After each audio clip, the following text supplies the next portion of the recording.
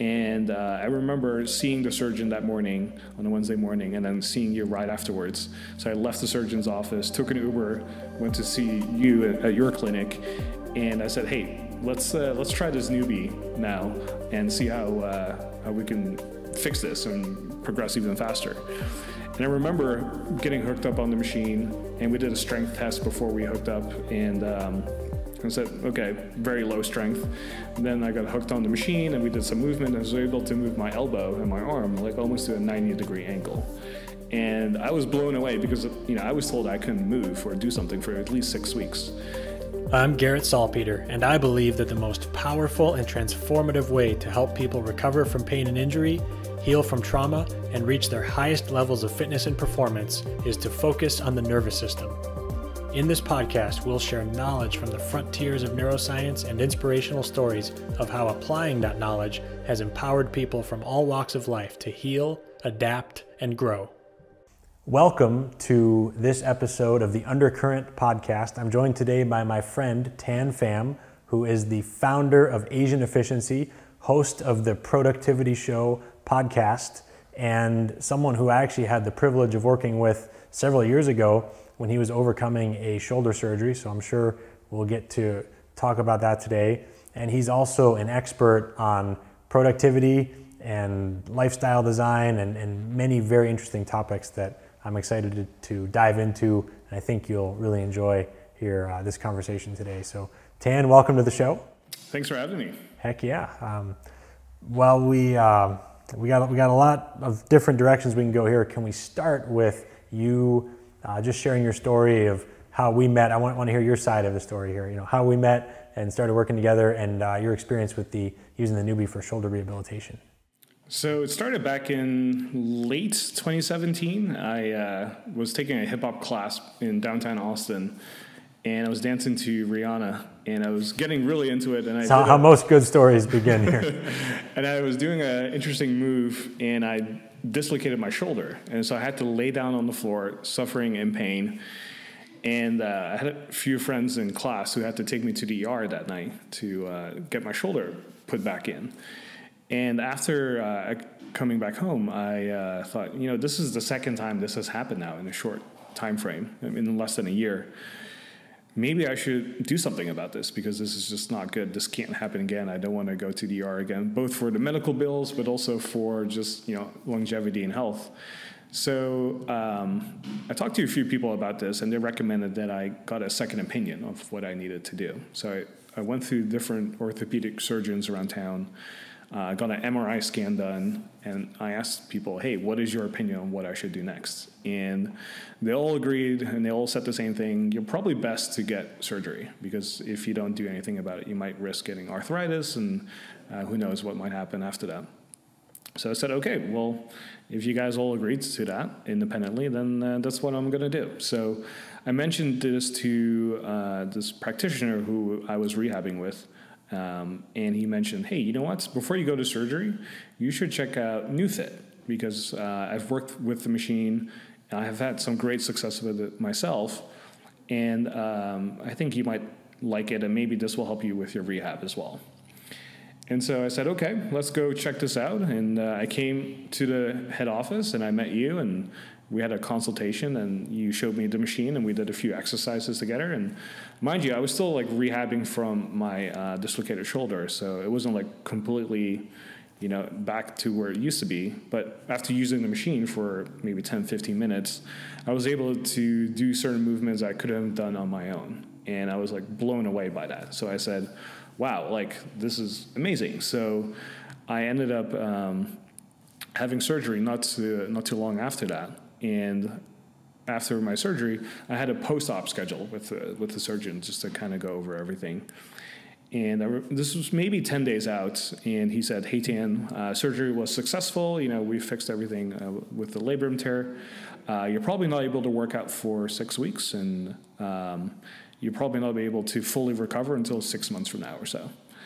And as someone who is obsessed with time management, efficiency, just being productive, I said, how can I recover faster? And I remember seeing the surgeon that morning, on a Wednesday morning, and then seeing you right afterwards. So I left the surgeon's office, took an Uber, went to see you at your clinic, and I said, hey, let's try this Neubie now and see how we can fix this and progress even faster. And I remember getting hooked up on the machine, and we did a strength test before we hooked up, and I said, okay, very low strength. And then I got hooked on the machine, and we did some movement. I was able to move my elbow and my arm like almost to a 90-degree angle. And I was blown away because, you know, I was told I couldn't move or do something for at least 6 weeks. And after seeing that, I said, you know what, this is going to be the way I'm going to rehab. So that's good. I think you nailed it. And I think the thing that's different about that is so many times we are in you know, fitness and physical therapy and rehabilitation, in how people think about and talk about these sorts of things. We're very output focused. We're very much about, okay, we got to push harder, try harder, or use a machine to create that contraction.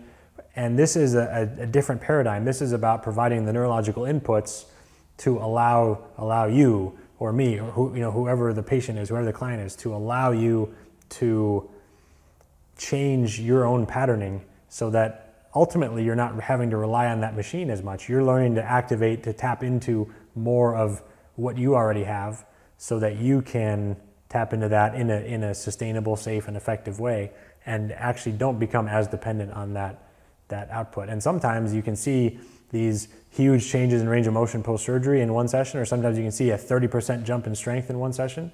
And then once you tap into that reservoir of, whatever is kind of there at your current level, then you can work on the more output-based approach of trying to focus on pressing harder or building new muscle or things like that. But it's almost like if you have an engine, I guess we'll talk about an internal combustion engine, not electric here, but if you have like miles per gallon, you have like the efficiency of what you're able to get out of it, and then you could just build a bigger engine over time. So there's like two components of it, and I think that people are trying to, or maybe not even miles per gallon. It's like you have a 6-cylinder engine, but you're only firing 3 cylinders, and then you think you want to upgrade to a V8 engine, but really, if you get more from using the 3 that are already there that you're just not firing, that just aren't working. So it's really more of that type of analogy. I think that people are trying to build a bigger engine before they actually learn to use all the cylinders in the one that they already have.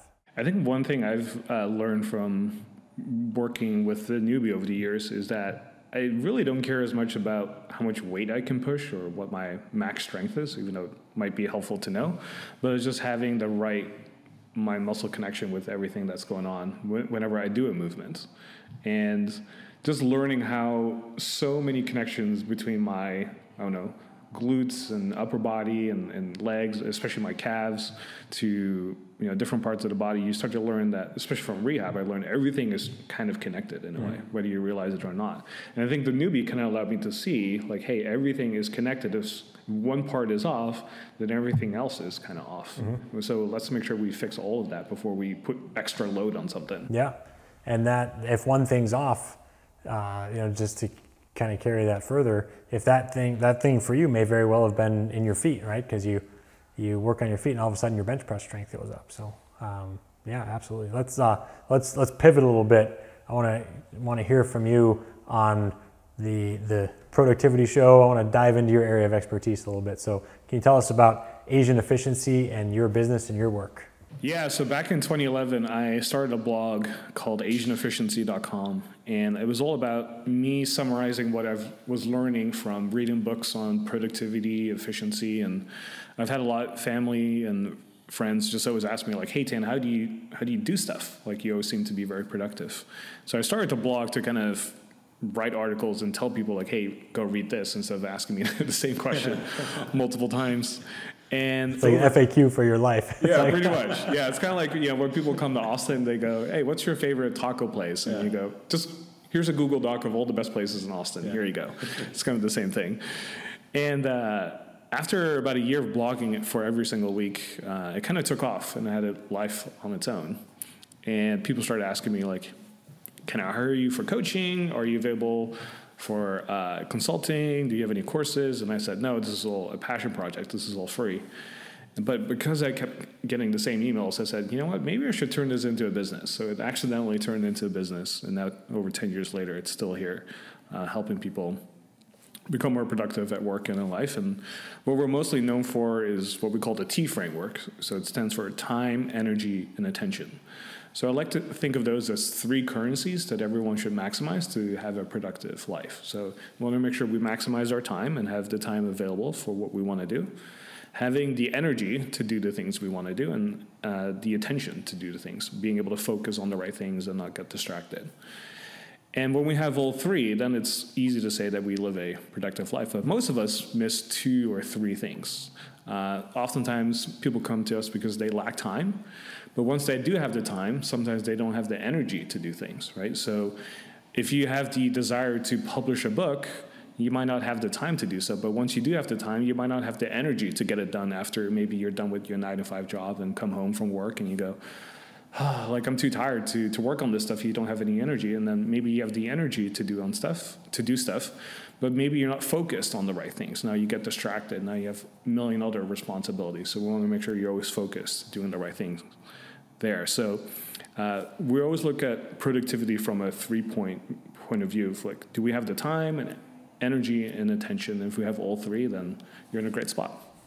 I love that. I think that's very true. I can definitely relate to that in my own life. With those 3, it needs to be all 3. I recognize times where if one is missing, it's been challenging to get done what I need to get done. And thinking about, like you mentioned, publishing a book. I know for my book, finding the time to write was challenging. So I became like very zealous about going to bed early so I could get up and write at, starting between 5 and 5:15, and I'd write until Bree and the kids got up at 7 or so, and that was my time. And so I did that 8 or 9 months in a row, almost every day, and eventually got a book.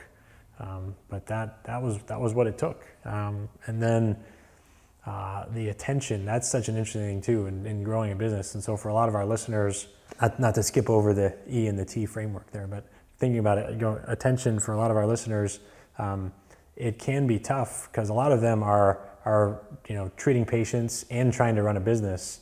And it's like, was it Michael Gerber, whoever talks about working in your business versus working on your business, about how it's tough to do both. And like the mental load of thinking about, like a lot of entrepreneurs walk around with the business really in their heads, right? There's no like plan. Other people don't know. It's like in their heads, and that's a lot of mental load. So being able to unload that, on other people who can help lead the business forward, I think is a huge deal. And being able to have people to whom you can, delegate and who you trust, I think that's one of the biggest things. So that definitely rings true to me, and that's been one of the biggest things that's really made an impact on me, is being able to finally have over time build that team and have those people that can take on that mental load, that attention piece. So that just really stands out to me. Yeah, a couple of things that come to my mind is I always consider travel as the way to gauge if you can use all 3, because oftentimes you need to have the time, the energy, and attention to be able to travel somewhere. Mm-hmm. And it's like the ultimate way to kind of like test or assess if you have all 3 currencies in life. Mm-hmm. And the energy piece is interesting because I think the Neubie actually plays a role in that as well, because one of the things that I talk about is how important sleep is. And I remember seeing this on your Instagram a while back, where you have like 3 hours of deep sleep. Oh, yeah. And I go, how does Garrett do this? What is the secret sauce here? Because if you can sleep for 3 hours in deep sleep, like, that's pretty amazing. And a lot of people can't even get close to an hour. Like, I think I average maybe 1 hour and 40. Mm-hmm. And if I peak, it's maybe like 2 hours or 2 hours and 15. So I always wonder, like, what does Garrett do? And I remember messaging you and say, hey, how do you do this? And I think you mentioned that you do the master reset mm-hmm. on the Neubie to do that. And then I asked Bert, can I get a master reset? Can we actually try this out? And he was like, yeah, sure, let's go ahead and do this. And so I tried it out on like a Friday afternoon or something when I had nothing going on. And he said, hey, you might feel tired. If you want to take a nap, go take a nap. But if you don't, you'll see how it goes tonight. So like I didn't feel tired or anything. So I went to bed that night and I had my Oura ring to kind of track it. So I wake up the next morning feeling like $1 million, Oura ring scores like over 90. And I look at my sleep, it's like, oh, wow, like 2.5, 2 hours and 45. I'm like, wow, this is like a new record, And so immediately I started thinking, should I buy Neubie for myself, like just to sleep better? Like this is, I didn't know this was possible because I always thought the thing was, for rehabbing and athletic performance, but little did I know it could be used for enhancing your sleep as well. Yeah.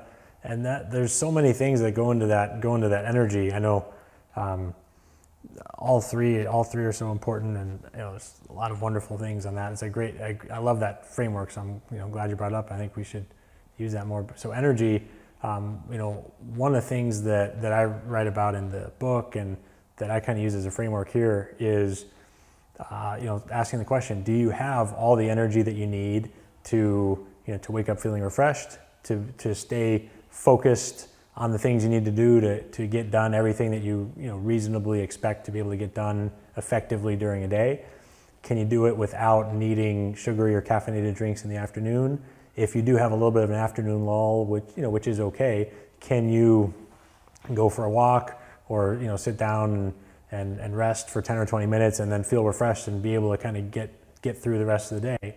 And can you do that sustainably without needing stimulants over time and things like that? And for a lot of people the answer is no. And for a lot of people, sometimes it's issues with sometimes it comes back to time. People are just trying to cram too much in and they're stressed out over time, and there's so much of that in our modern lifestyle. But some of it is not sleeping well. There's so many avenues of that. Sometimes it's people eating foods that they're sensitive to and have like reaction, inflammatory, almost allergy-like reactions to.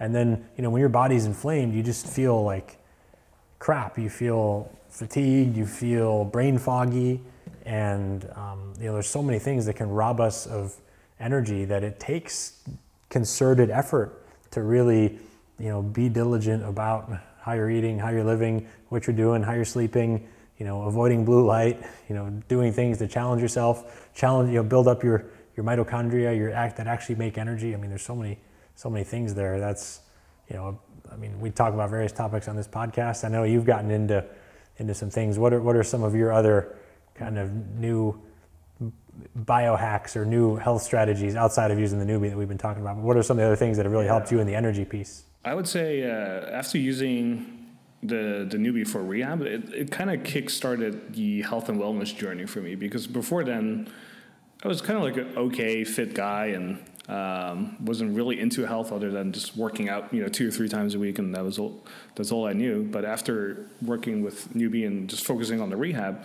I started to dive into other avenues to say, hey, what else can I do to recover faster? Because I follow a lot of athletes, especially in the NBA, and I'm always very interested in what people do there. And there's been this big trend over the years of recovery. It's not just about doing stuff more and better, but also how can you recover faster? Because fitness essentially means how fast can you recover? That's really what it comes down to. And so I started to learn more about like ice baths, and I started learning about Wim Hof. And I remember for my 30th birthday, I was in Miami. We hired a Wim Hof instructor, and we had like a beautiful house with me and 6 other guys, and we hired this instructor to do Wim Hof training with us. And this is the first time I actually was introduced to that. So we did an ice bath training, all of us, and it was a great time. But when I came back to Austin, I said, what else can I do to maintain this? Because I felt great, and that's also at the same time this place in Austin called Generator Athlete Lab started opening up, where they have like an infrared sauna, a hot and cold tub, and the Normatec boots. And so they have this own protocol that they have where you go through all 3. So that's something I do probably 2 or 3 times a week to kind of help with recovery. And I always talk about how sleep is the biggest force multiplier for productivity. If you just have a great night of sleep, you'll just have so much more energy to focus, to due to things you have to do, because a lot of times procrastination comes down to either we don't know what we want to do, so we procrastinate, or we don't have the energy to do stuff. So we tend to focus on other things that are maybe less important or less urgent, or aren't as scary, because we oftentimes, the important things we have to do are oftentimes also the scary things we have to do. And so if we don't have the energy to do that, then it's easy to procrastinate. So I always tell people, one of the first things we do when we work together is, let's look at your sleep hygiene. Are you getting enough sleep? And oftentimes just changing that, people see a huge increase in output because they just have more energy now. Nothing is changed in terms of their skill level, their productivity knowledge, or what kind of tools they use. It's just simply having more energy and output to do stuff. And other things I like to do is see your chiropractor at least once a month. We talk about the ice bath or the cold tubs, getting a float in once a month. There's a place here in Austin I always go to called the Ocean Lab, where I do that. So doing that on a regular basis just helps me to relax, because I think as entrepreneurs especially, it's easy to work all the time, and we forget about the recovery piece. And I wish more entrepreneurs learn about recovery so that they can continue to be happy, continue to be healthy, so that they continue to show up for their employees, their team members, and their leaders. And I wish more entrepreneurs knew about that. Yeah, I love that you call sleep the force multiplier. I think that certainly is true in my experience, and from the research I've seen, that sleep can, a little bit of a sleep deficit can make a huge difference in cognitive function, decision-making quality, overall health and brain function. It's huge. And so for me, one of the things that's really made a difference, I mentioned when I was writing the book, I would be very diligent about my bedtime so I could get up early and have that time. For some people, some people are the night owl chronotype that really do function better staying up late. But for many people, I think being more diligent about going to bed early does make a huge difference. And giving up that one extra Netflix show at night or something like that, and going to bed early can have a huge compounding positive effect. Have you picked up your copy of the NeuFit method yet? In this book, Garrett helps you reconnect with the nervous system and improve outcomes at every stage of rehab and fitness. Based on Garrett's proprietary NeuFit methodology and Neubie technology, the solutions in this book will introduce you to a framework for overcoming virtually any physiological challenge. Take the first step in enhancing recovery, boosting performance, and optimizing health in ways you never thought possible. Now available on Amazon in hardback, paperback, or Kindle. And now, back to the show. Yeah, I also would like to hear your thoughts in terms of productivity on, there's different advice that people have probably heard about, alternating rest. Like you might want to work 45 or 60 minutes and then take a 5-minute walk or stuff like that. Can you talk to me about what you've seen work in terms of sustainability of energy, throughout the day, and then of course, throughout a week and months and things like that, but kind of energy sustainability? Yeah, so this is actually a very predictable pattern because it follows a circadian rhythm. So our body, we have like an internal clock that kind of predicts when we're most alert and when we have a little bit more like fatigue or like an energy break. And so typically as we go through a 24-hour cycle, for most people, you have kind of like a morning peak, as we like to call it, where you're very energized and focused. And then we have kind of like an afternoon lull. And then later in the early evening, for a lot of people, there's like another peak of energy. So it's a very predictable pattern. And it's really based on what time you go to bed and what time you wake up. And it's a very repetitive cycle. So for those who are interested in that, there's a very simple app you can use called Rise Science, R-I-S-E Science, that actually connects with your Oura Ring data as well. And it can actually see, based on your sleep pattern, what your circadian rhythm pattern is. So it can actually tell you, during 9:30 and 11:30 is when you'll be most alert. And it will actually calculate how much sleep that you have as well, because it's sleep that is based on the last 14 days of your sleeping pattern. And so when you have a lot of sleep that, you just don't feel as productive, versus if you have no sleep that, you feel like you're on top of the world. So following the circadian rhythm is very helpful. And I think your body best, so you probably have a better sense of when you feel most alert and when you kind of have like a lull in your day. So for a lot of people, it could be in the afternoon. And there's like easy things you can do to avoid an afternoon lull. So for example, eating a large meal.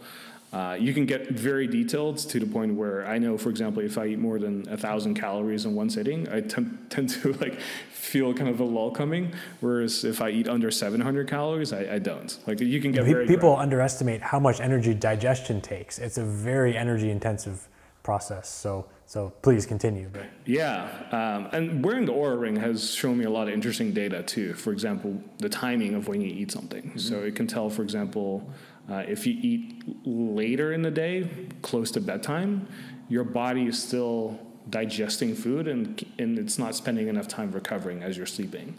That's one of the things I learned from just wearing the Oura Ring as an example.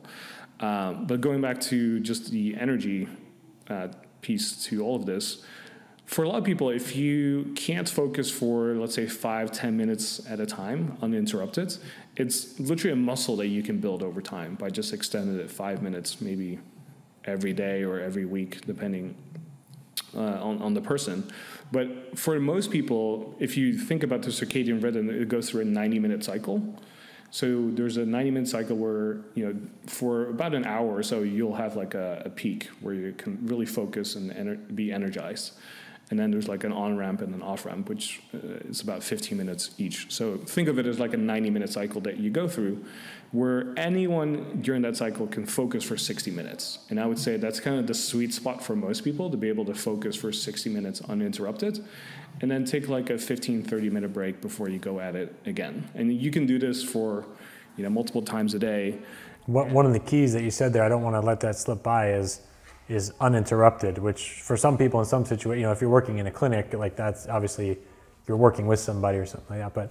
But even if someone is working at their desk or working on like a more intellectually demanding project, being uninterrupted does take some intention. It means like putting your phone on silent or letting your spouse or kids know, like, hey, I'm going to be working on this for an hour. Like, please let me have some focus time, unless, if something comes up that's important, of course, let me know, but I'll come back out after. Like, it can take some intention around that, and intention to not, pick up your phone and look at your text messages or keep checking your email in the browser and stuff like that too. So I feel like that's an important piece in terms of productivity that is probably a hidden culprit, or maybe maybe not hidden, but is a culprit for many people in terms of being able to focus.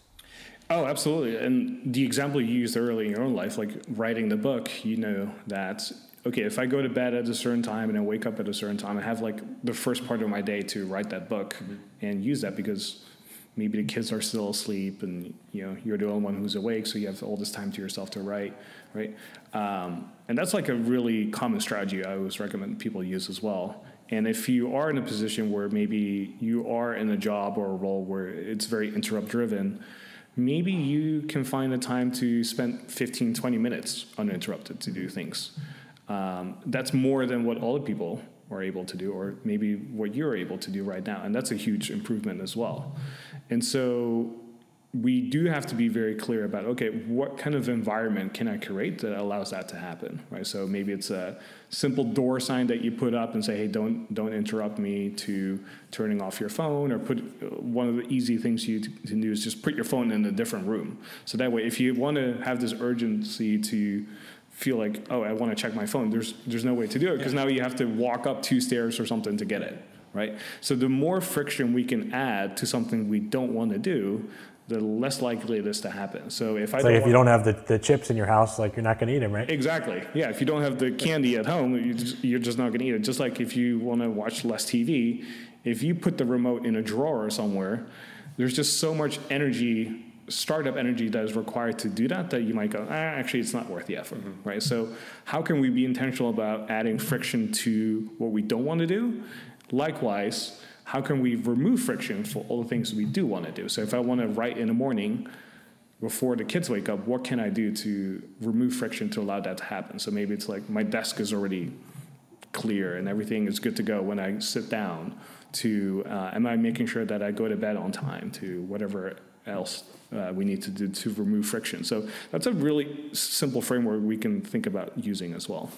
I like that. And I interrupted you to talk about non-interrupted time when you were talking about putting together these 90-minute cycles. Was there anything else there? I just want to circle cycle back, if you will, before we move on. So there's about 60 minutes out of every 90. So if you go 60 minutes of focused work and then rest 15 to 30, do it again. Was there anything else that you were wanting to cover? A question I get very often is, how many hours a day should I be able to focus? Mm-hmm. Like before diminishing returns, essentially, before you can. Yeah.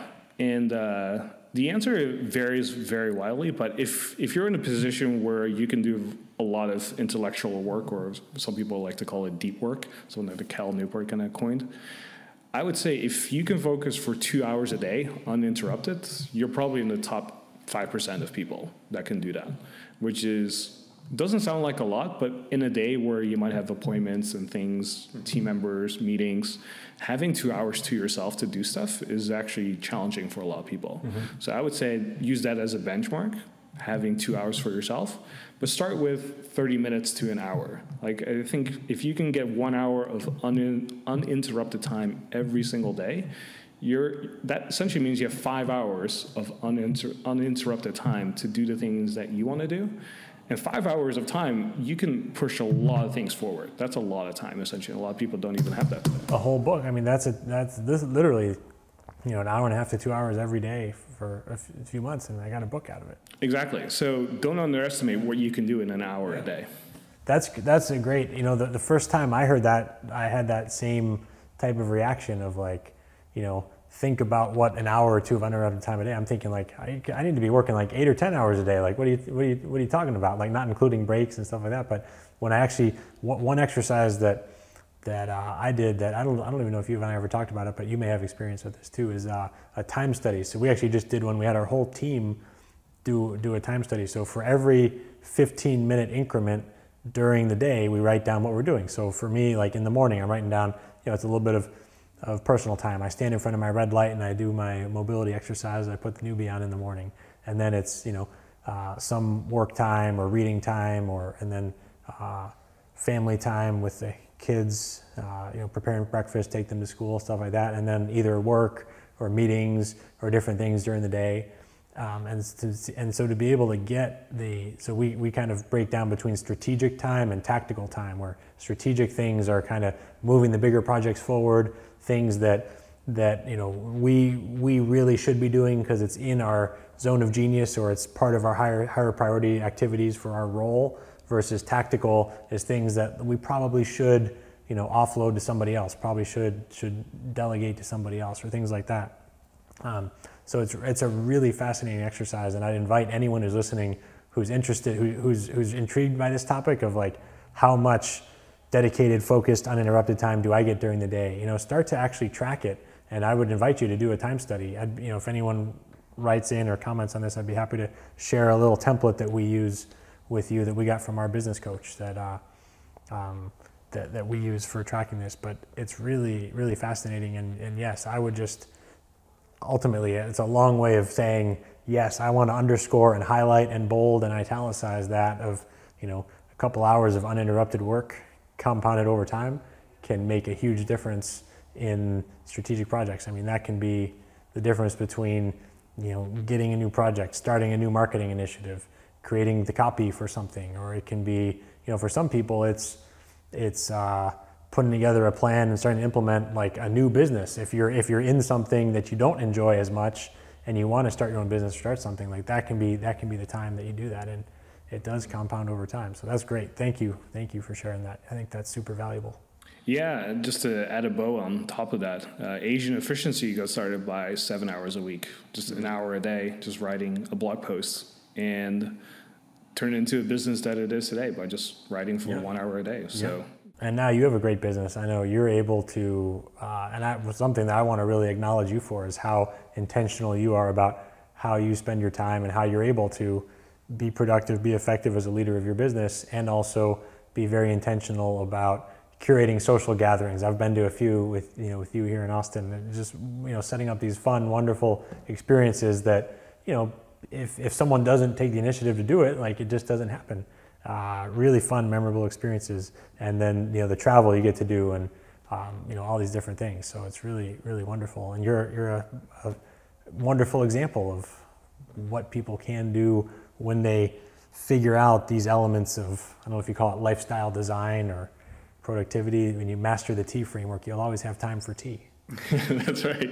Yeah, thank you. And I just want to lead by example. So being able to do this firsthand and then passing on whatever I've learned, that's kind of how things started, and something I still try to do today. So thank you for the acknowledgement. Awesome. So if our listeners want to hear more about you, want to check out Asian Efficiency or see the podcast, what are the best ways to see your content and learn more?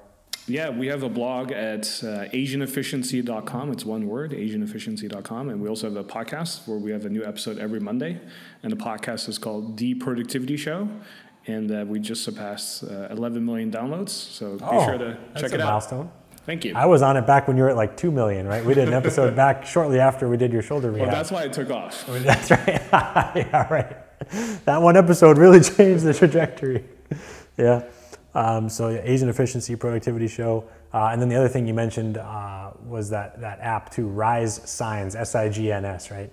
That was. Yeah. Yep. That's a good one. That's as much a mental note for me. I want to try that. I haven't seen that. Yeah, I'll show it to you. It's really cool. I love that. The circadian rhythm. If you can get that, it's like you can either be going through your day with a tailwind, or you can be going into a headwind. If your circadian rhythm is working for you, it's like a tailwind. If not, it literally feels like a headwind. So I think that's a good note on which to end and say goodbye. Thanks so much, Tan. Thanks for being here. Yep. Thanks everybody for tuning in to the Undercurrent Podcast. Thank you so much for listening to the Undercurrent Podcast. If you enjoyed this episode, please consider leaving a review and be sure to subscribe to stay up to date as we release future episodes.